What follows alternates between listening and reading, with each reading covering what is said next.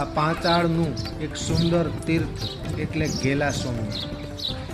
જસદણ અને વિછિયાની વચ્ચે કુદરતી સૌંદર્યની વચ્ચે આ ધામ આવેલું છે. ચોમાસામાં ગેલા સોમનાથનું પ્રાકૃતિક સૌંદર્ય જોવું એ પણ એક જીવનનો લહાવો છે.